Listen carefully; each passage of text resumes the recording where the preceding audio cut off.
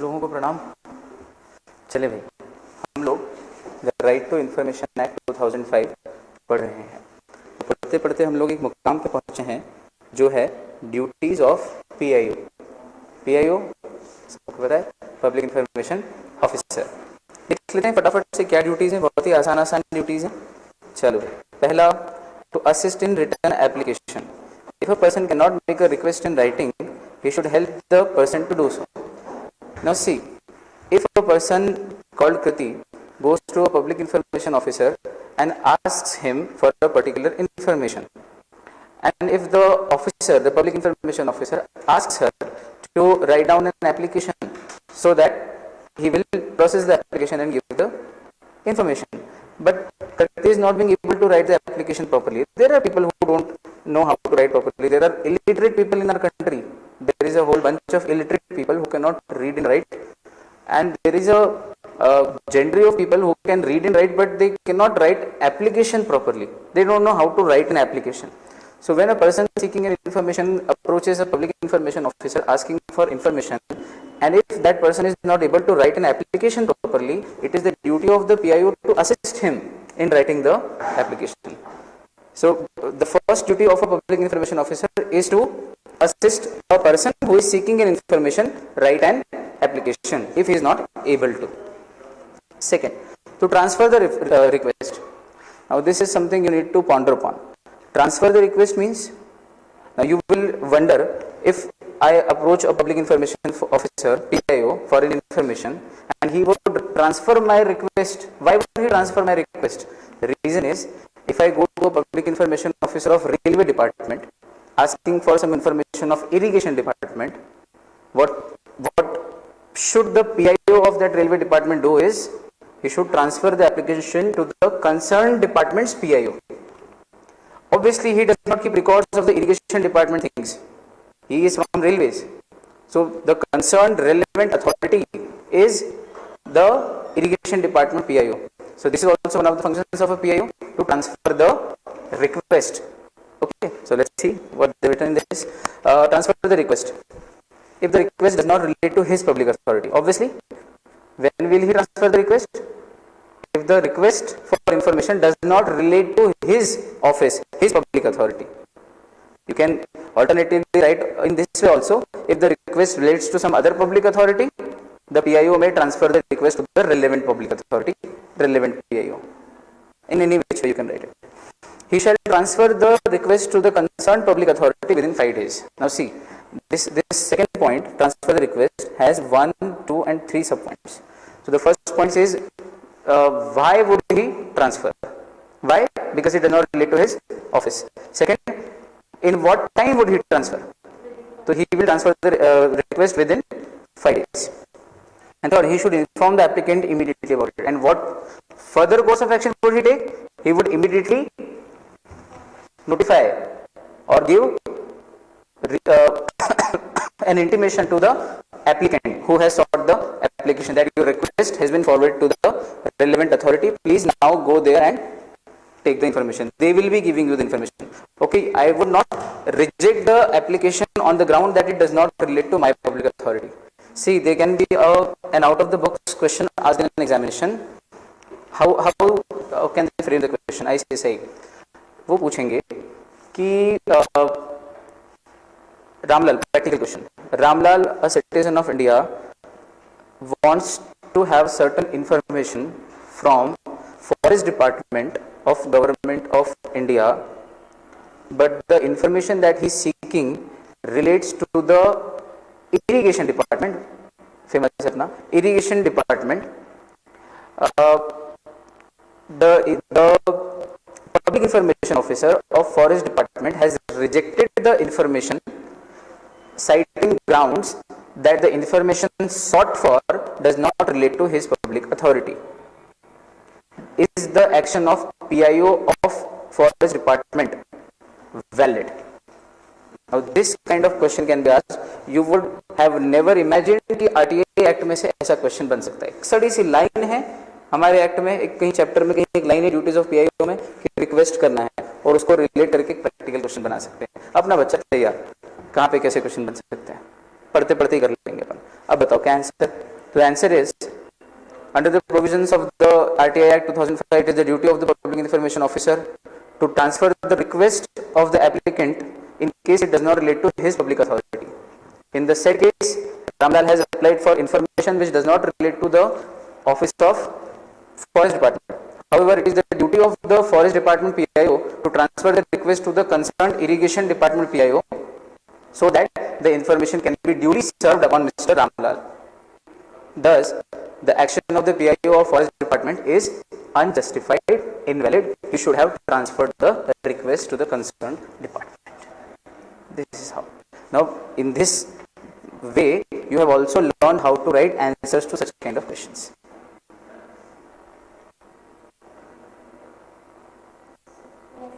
Things going good or tough? Good. Language is easy. I'm comprehending the language so that it becomes easy for you to grasp and understand. Nevertheless, आगे बढ़ रहे हैं. तो कितनी चीजों का answer मिले आपको सेकंड पॉइंट के 3 सब पॉइंट्स में? पहला, क्यों करेगा, दूसरा, कितने दिन में करेगा, और तीसरा, जब कर देगा तो फर्दर क्या करेगा, आगे की एक्शन क्या, बोले नोटिस भी देगा, उसको सूचना देगा कि भाई तेरी इन्फॉर्मेशन ट्रांसफर होगी. Second point done. Third point, provide information. अब इससे तो हो ही नहीं सकता, ये तो सबसे इंपॉर्टेंट ड्यूटी है कि इन्फॉर्मेशन. बड़े तीसरे नंबर पे लिखा है पीआईओ का काम क्या, ड्यूटी बताओ, तो बोले इन्फॉर्मेशन मांगे जाने पर देना. देखा जाए तो अपन सबसे पहले नंबर पे लिखेंगे. तो फिर ये ऑर्डर को ऊपर नीचे कर सकते हैं क्या? हाँ, ये ऐसे कोई सीक्वेंशियल ऑर्डर नहीं कि ये जो पॉइंट बने हैं ये पॉइंट से लिखोगे आप इसी क्रम में, कोई सा भी ऊपर नीचे लिख सकते हो. ठीक, तो थर्ड नंबर पे आ गया ये पॉइंट. तो the PIO shall provide the desired information as soon as possible. ASAP क्या बोलते हैं अपन, जानते हो सब? ASAP means as soon as possible. तो कितना, एज सून मतलब कितना, क्योंकि सून तो बहुत ही सब्जेक्टिव कंसेप्ट है.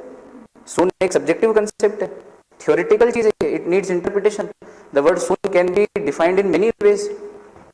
For those living for 1,000 years in Ramchandra ji's era, even a period of 55 years was very soon. बताओ अभी पिछले 50 सालों में ही जो है इतना बड़ा हो गया लव कुश, क्योंकि उस समय हजारों की उम्र थी, तो 50 साल भी जो है छोटा पीरियड होता था. और आज 50 साल मतलब जिंदगी खत्म हो जाती है, आदमी इधर से उधर 50 साल में तो कहां से कहां टर्न अराउंड हो जाता है. तो चीजें कैसी है, सब्जेक्टिव होती कभी भी. ठीक, सब चीजें कैसी होती है, सब्जेक्टिव. सून के क्या मायने, सून को समझाओ. सेकंड पॉइंट में सून को एक्सप्लेन कर दिया. क्या कि बोले आपका सून कुछ भी हो सकता है. आप बोलो कि भाई मेरे लिए तो 5 साल भी बहुत सून होता है, कैसे निकल के पता ही नहीं चला 5 साल जीवन के. बोले सून हमने ऊपर जो लिखा है कि सून देना है, सून का मतलब ये नहीं है कि आप मर्जी आए उस पीरियड को सून मान लो. नीचे लिख दिया वो सून भी क्या होगा, should not exceed a period prescribed by the act. Now you ask me what is the period prescribed by the act. Ask us. 30 days. So 30 days is the maximum period within which the public information officer has to disseminate the information. उससे सून कर दो चलेगा. तो सून की क्या परिभाषा होगी, अभी मांगी और अभी देने से, अभी मांगी और अभी दे दो, इतना सून से लेके 30 दिन, बस इससे लेटर नहीं होना चाहिए. ठीक, तो सून की लिमिट भी कर दी. सून बोल के भी फिर आगे एक अपर लिमिट तो उन्होंने दे दी 30 डेज. पर कभी कभी कुछ केसेस में 35, 45 डेज भी है ना. जैसे एपीआईओ को अगर एप्लीकेशन लगाई हो तो 5 दिन वो ट्रांसफर करने में लेता है ऊपर, तो उस केस में 35 डेज हो जाएगी. किसी और पब्लिक अथॉरिटी की इन्फॉर्मेशन है तो 5 दिन उसमें भी बढ़ जाते हैं, टाइम थोड़ा लगता है, तो 35, 45 डेज इस तरह से बढ़ सकता है टाइम. लेकिन जनरल टाइम पीरियड इज, अगर प्रॉपर चैनल से सही पीआईओ को आपने एप्लीकेशन लगाई हो डायरेक्ट पीआईओ के पास, तो 30 days is the time limit.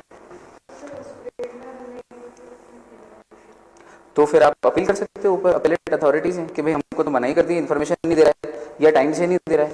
अधिकारी के ऊपर भी अधिकारी, एक कहावत है, हर बाप का बाप होता है, सुनिए आपने कहावत है ना. तो अधिकारी के ऊपर अधिकारी, और नहीं तो फिर सुप्रीम कोर्ट तो है ही, इसके ऊपर अथॉरिटी, उसके ऊपर हाई कोर्ट, उसके ऊपर फिर सुप्रीम कोर्ट. सुप्रीम कोर्ट में भी अगर आप नहीं जीतो तो फिर घर बैठे जाओ, उनका कोई बात नहीं होता है, वो तो सरकार को डांट लगा देते हैं, है ना. वो तो जुडिशरी सबसे बड़ी हमारे देश में, वैसे सब इंडिपेंडेंट है, लेकिन अगर फिर भी देखा जाए तो एग्जीक्यूटिव को भी डांट देने का अधिकार किसको है, यानी कि सरकार को भी डांट देने का अधिकार जुडिशरी. कभी सुना आपने सुप्रीम कोर्ट ने सरकार को फटकार लगाई है ना, तो फटकार लगा दी मतलब कुछ तो दम होगा कि सरकार को भी डांट देती है.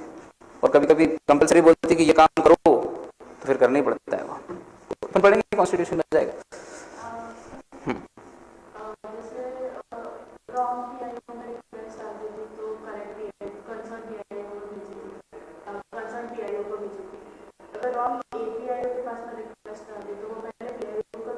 वो फिर उधर भेज देगा सीधे डायरेक्ट उधर के पीआईओ के पास।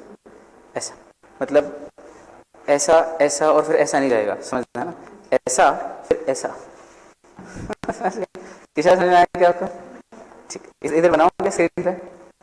पूछा है बिटिया ने कि सर ये ओहो मार करे APIO और इसके ऊपर PIO और ये दूसरे डिपार्टमेंट का PIO और ये दूसरे डिपार्टमेंट का APIO, तो ये अपना फेमस रेलवे और ये अपना फेमस इरिगेशन। तो अब ये इंफॉर्मेशन तो इरिगेशन डिपार्टमेंट की थी और आपने एप्लीकेशन लगा दी APIO के पास, इधर के रेलवे के। तो क्या ऐसा होगा कि पहले APIO PIO को देगा और फिर PIO कंसर्न PIO को देगा? नहीं, यहाँ से सीधे यहाँ चले जाएगा, इधर के APIO से इधर की PIO ऐसा। और अगर PIO को ही दी होती डायरेक्ट तो वो इधर ट्रांसफर कर ही देता, और अगर यहाँ दी होती तो भी वो यहाँ ट्रांसफर करता।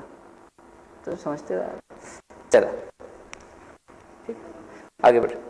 The PIO shall provide the desired information as soon as possible. Desired लिखा है ना, पता चला आपने मांगी इन्फॉर्मेशन है सर, उसने दे दी वाई, सर आपने कहा ये तो चाहिए नहीं थी, बोला ठीक है जो मिल गई वो रख लो यार, वो जरूरत ही ना, जो चाहिए वही चाहिए।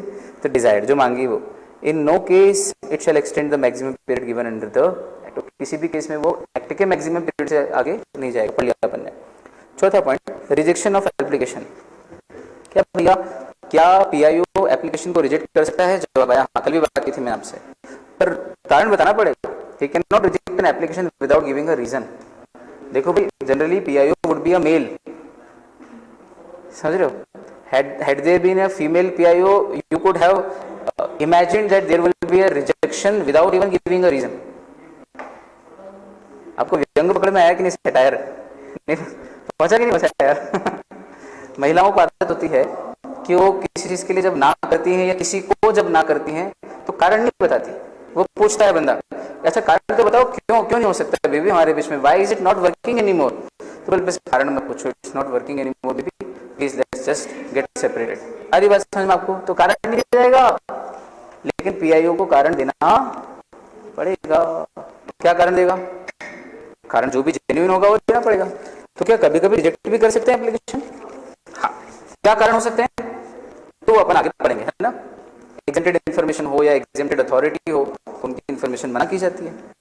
अच्छा, if he can not provide information he should inform the applicant about rejection. कि भाई ऐसा भी नहीं कि हमने कोई जवाब नहीं दिया तो समझ लेना हमारी ना है, नहीं, उसको इन्फॉर्म करना पड़ेगा। He will have to communicate his rejection to the applicant, one. Second, he should state the reason for rejection, मना करने का कारण भी देना पड़ेगा।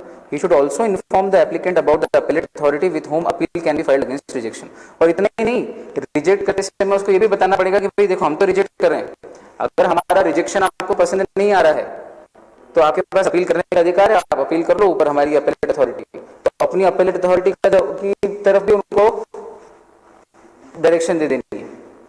मतलब मेरे पास आई मान लो कृति, और कृति मेरे ऊपर कोई सीनियर है मान लेते हैं ऑफिस में, यद्यपि यहाँ तो हम सब ओनर हैं, मालिक हो गए अपने अपने, अपने अपने पार्टनर, मेरे ऊपर कोई मालिक नहीं, लेकिन थोड़ी देर के लिए फर्ज करो कि मेरे ऊपर कोई मालिक है और कृति मेरे पास आई और मैंने मना कर दिया, तो मैं जनरली या मैंने उसके किसी काम को ठीक से नहीं किया तो मैं बताऊंगा कि कृति मैंने तेरे साथ जो गलत किया है, तेरा काम नहीं किया, तेरी फाइल को आगे नहीं बढ़ाया है, तो तू मेरे ऊपर एक अधिकारी उनसे जाके मिल ले अगर तेरे को मेरी बात पसंद नहीं आ रही हो तो। जनरली कोई ऐसा करता नहीं है ना। लेकिन कृति तो अग्रीव्ड पार्टी है ना, बेचारी पीड़ित पक्ष है, उसका काम ही नहीं किया मैंने, निश्चितता है ना, उसका काम ही नहीं किया मैंने, तो अब क्या करेंगे? अब RTI एक्ट बोलता है कि अगर कृति आती है मेरे पास एप्लीकेशन लगाती है और मैं रिजेक्ट करता हूं तो मुझे क्या करना है? रिजेक्ट करना है तो नोटिस भी देना है, कारण भी देना है, और अब आप क्या कर सकते हो फर्दर, कहां जाके अपील कर सकते हो मेरे खिलाफ, ये भी मुझे बताना है। मतलब हर लिहाज से देश के जो सिटीजन है उसको किसी भी तरह से समस्या नहीं होनी चाहिए। रिजेक्शन भी हो रहा है तो फर्दर कोर्स आपको ही बताना है, समझ आगे ऐसा। He should also inform the time limit within which the above appeal can be filed.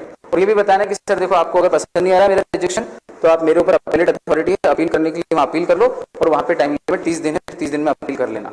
मतलब कितना अच्छा कस्टमर सर्विस दिया जा रहा है, ये देखो आप तो इसको कस्टमर सर्विस बोलेंगे, है ना।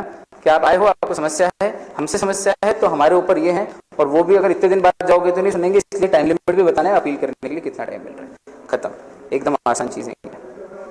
देखो भी पहला चैप्टर है इसलिए ये सब चीजें छोटी छोटी भी हम इतना टाइम लगा रहे हैं। अब इसके बाद कभी अपील या अथॉरिटी के पावर वगैरह, तो इतना हम, क्योंकि एक बार लॉजिक बैठ गया ना, तो अब सेब भी हो या दुनिया भर की कोई भी अथॉरिटी हो, उनकी पावर तो आसानी से समझ में आती है कि हाँ ये पावर उनके पद के हिसाब से, अथॉरिटी के हिसाब से, इतना टाइम थोड़ी लगना है। शुरुआत में हर चीज में टाइम लगता है। शुरू में नई बहू भी घर जाती है तो उसको हर काम में टाइम लगता है, क्योंकि पहला रहता है, साड़ी पहन के करने हैं शुरू में कुछ काम, तो आधा घंटा तो साड़ी पहनने में लग जाएगा उसको, समझ रहे हो। फिर कहीं जाना हो मंदिर वंदिर तो टाइम लगता है, क्योंकि साड़ी पहन के चलने में देर लगती है।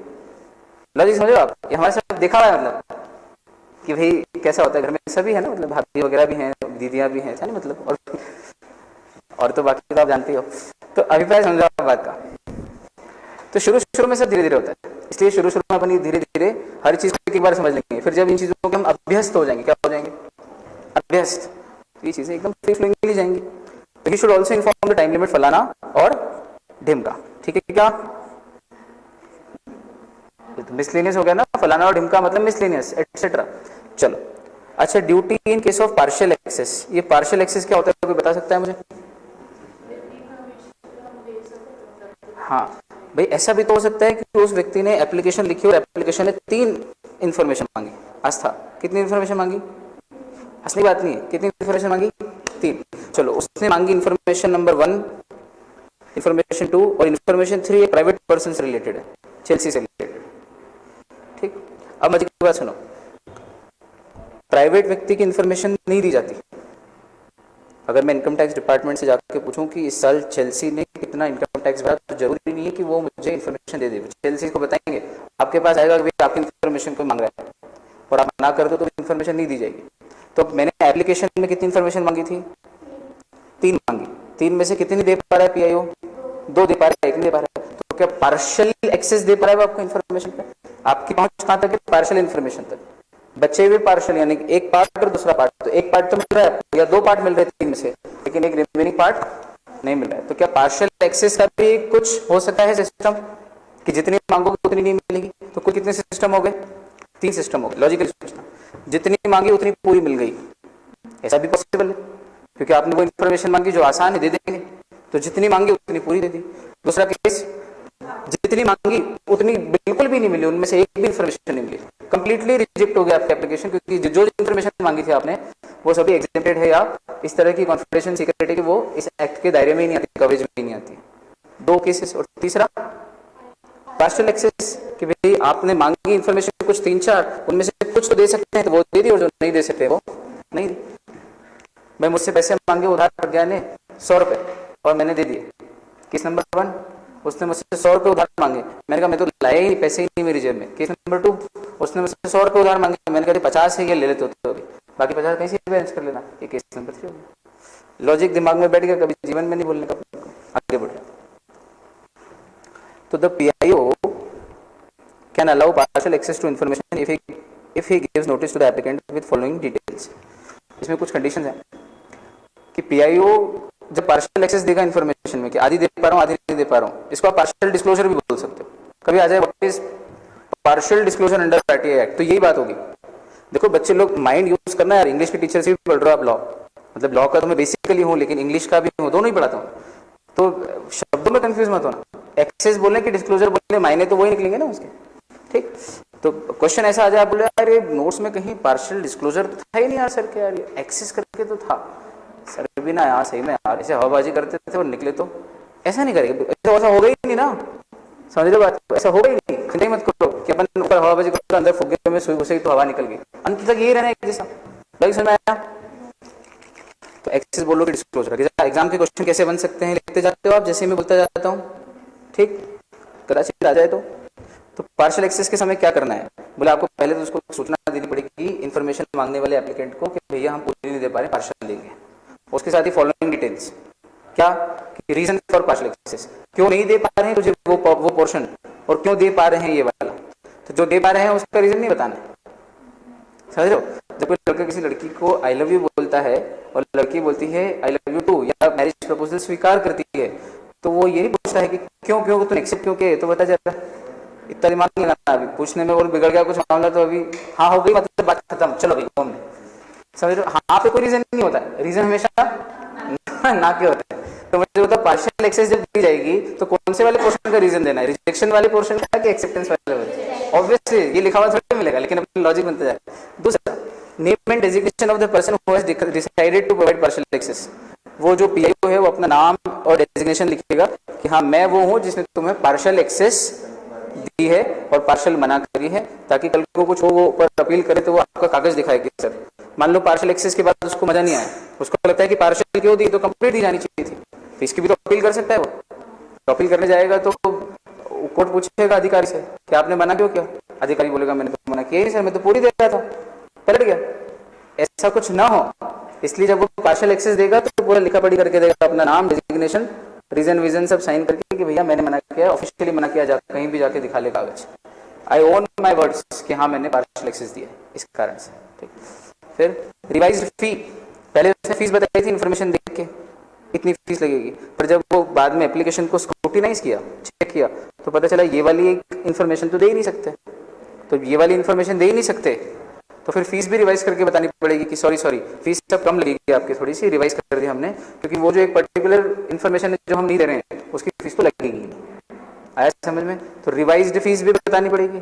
जैसे मैं कह दूं कि भाई हमारे एकेडमी पे एक सब्जेक्ट नहीं पढ़ाया जाएगा, तो फिर हम आपको रिवाइज फीस बताएंगे ना, पार्शियल एक्सेस दे रहे हैं आपको, एक इन्फॉर्मेशन नहीं दे रहे हैं बाकी दे रहे हैं, तो रिवाइज फीस इतनी है, कम होके इतनी, उस सब्जेक्ट की फीस इतनी काट दी जा रही है, बची भी इतनी पे कर दो। ऐसा नहीं करते, हम सब पढ़ाते हैं एग्जाम्पल। अब वर्ड्स को वर्ड्स के उस पर मत उठाया करो, हमेशा फेस वैल्यू पे मत लेना किसी चीज को, है ना, भावार्थ हमेशा, इंटेंशन हमेशा अच्छा रहेगा।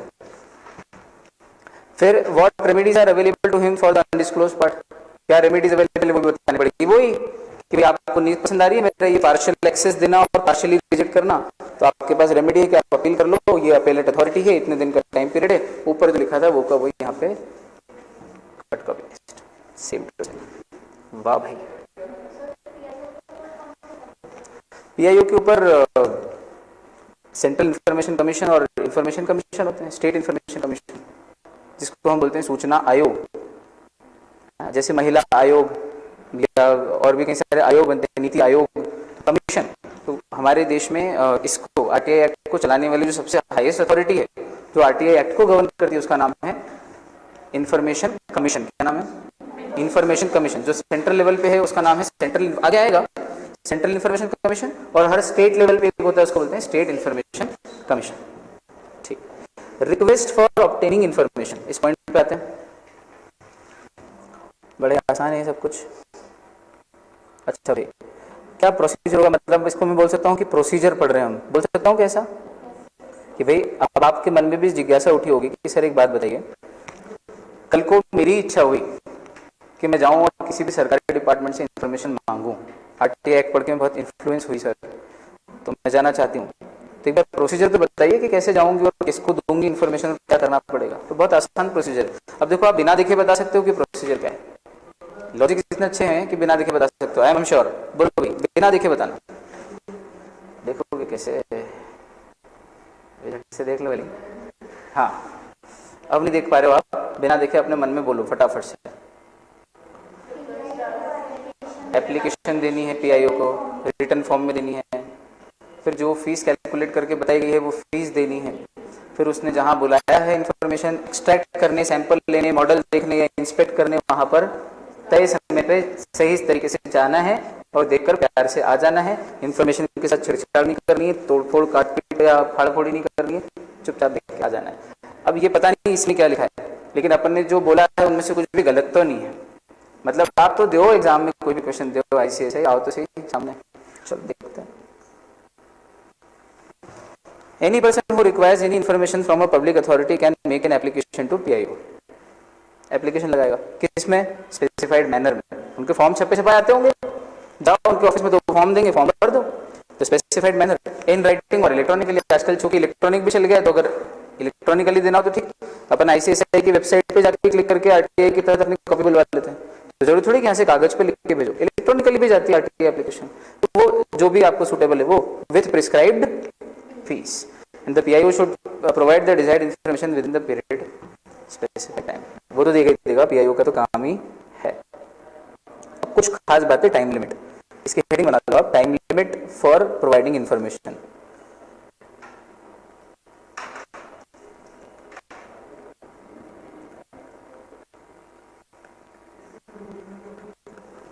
Time limit for providing information. कितनी टाइम लिमिट है देखना जरा आप, 4 टाइम लिमिट है मेरे पास, 48 घंटे, 30 दिन, 35 दिन, 40 दिन।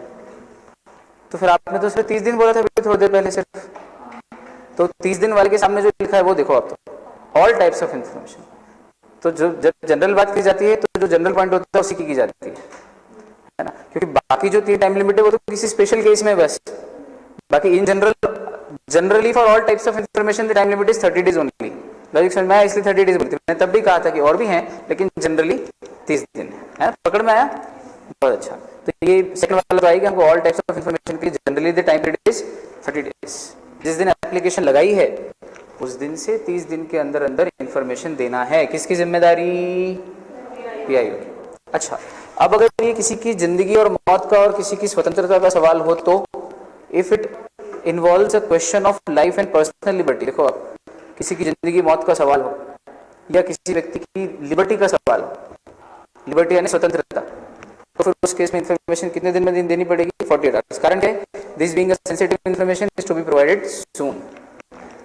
कोई व्यक्ति जेल में है और कुछ ऐसी इंफॉर्मेशन है सरकारी डिपार्टमेंट के पास कि वो अगर मैं वहां से निकाला हूं तो कोर्ट में ये प्रूव हो जाएगा कि उस दिन ये व्यक्ति वहां पे था ही नहीं, मौका वारदात पे, एविडेंस हो जाएगी।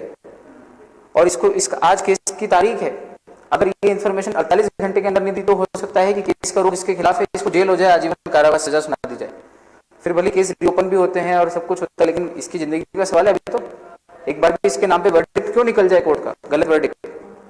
तो अगर किसी की जिंदगी, मौत या लिबर्टी का सवाल हो और सरकारी डिपार्टमेंट के पास कोई इंफॉर्मेशन है और वो इंफॉर्मेशन आपको चाहिए तो वो आपको कितने देर में देंगे? 48 डेज।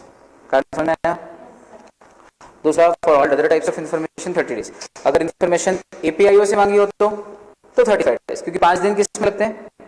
एपीआईओ से पीआईओ को, मतलब एपीआईओ बहुत एक व्यस्त व्यक्ति है अपने सामान के, चलो या आपकी इन्फॉर्मेशन आई तो वो बैठा नहीं दिन भर की, आपकी इन्फॉर्मेशन आई तो वो इधर आई और इधर थोड़ी देर में ले जाके बोले दे दी मैंने सर को, ऐसा नहीं करता।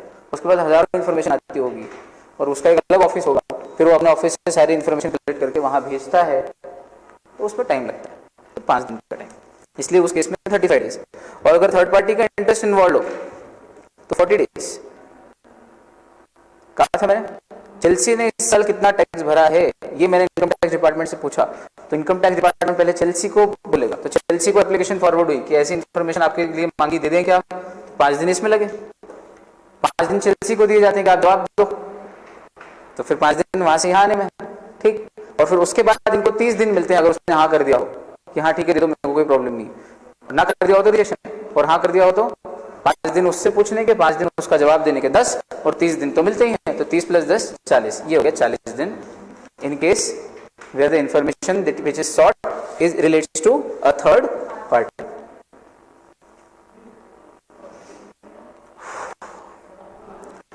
हाँ भाई, बालकों बार एकदम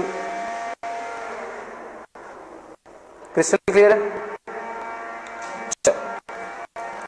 अच्छा, अगला प्रश्न, आपने कहा कि सर अगर 30 दिन तक कोई जवाब भी नहीं दिया तो क्या माना जाएगा? हमने पीआईओ से एप्लीकेशन लगा के इंफॉर्मेशन मांगी और उसने जवाब ही, जब कोई ना हाँ बोली ना बोली, 30 दिन हो गए, भाई कोई जवाब ही नहीं दे रहा है क्या? ये हमारे यहाँ की लैंग्वेज है, वो भाई कोई जवाब ही नहीं दे रहा है तो क्या माना जाएगा? रिजेक्शन।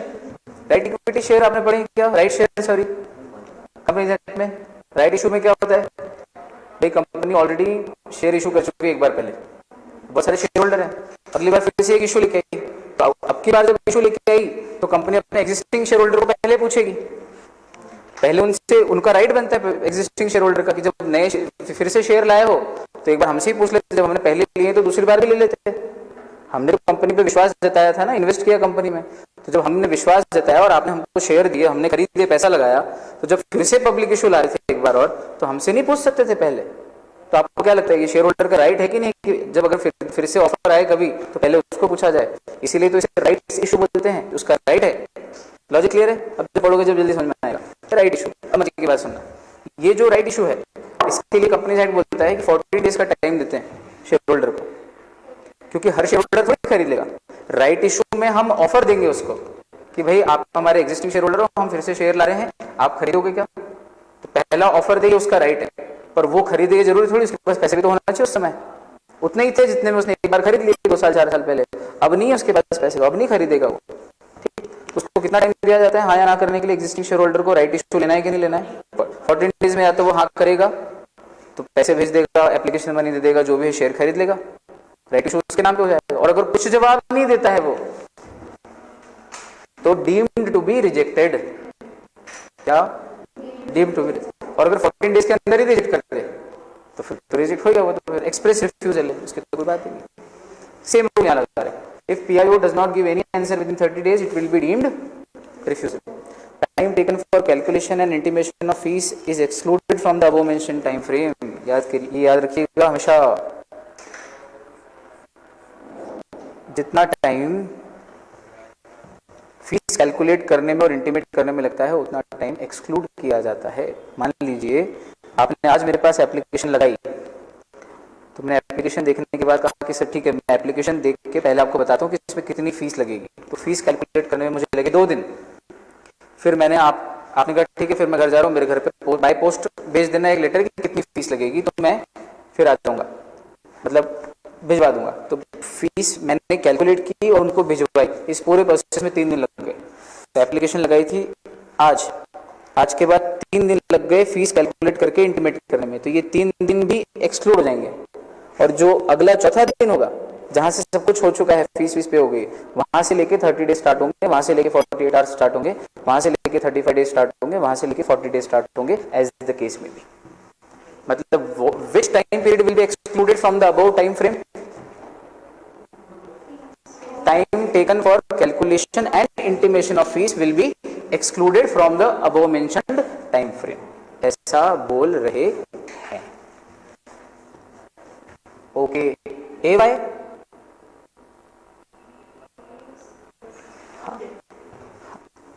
भाई, मेरे प्रश्न के लहजे में आपको इंटरोगेटिव सेंटेंस नहीं लगा था? मैं बता रहा हूं आपको, अब मैंने कहा ओके ए वाई, मतलब दिस इज ए क्वेश्चन, समझना आप। और अगर मैं कहूं ओके वाई, मतलब this is an affirmative sentence, हो गया खुश। तो थोड़ा सा स्टाइल मारना चाहिए ना यार, हैं? अपन अहिंसक लोग हैं, किसी इंसान को नहीं मारते, किसी प्राणी को नहीं मारते, एक स्टाइल को भी नहीं मार सकते क्या?